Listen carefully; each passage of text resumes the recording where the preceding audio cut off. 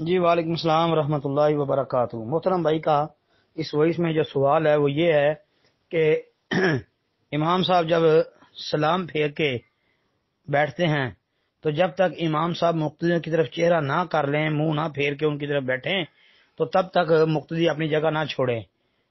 جی اس بارے میں پوچھ رہے ہیں بھائی، کوئی ضروری نہیں ہے یہ، یہ کوئی ضروری بات نہیں ہے۔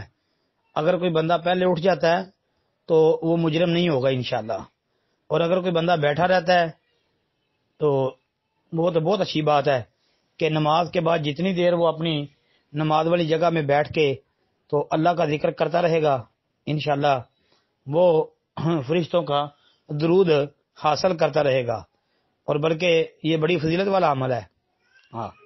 باقی یہ مسئلہ ضروری نہیں ہے کہ جب تک امام چہرہ نہ مقتدیوں تک موڑ لے تب تک مقتدی اپنی جگہ نہ چھوڑے، اپنی جگہ سے پیچھے نہ ہٹے۔ یہ کوئی مسئلہ ضروری والا بات نہیں ہے، اس پر سختی نہیں کرنی چاہیے۔ السلام علیکم ورحمۃ اللہ۔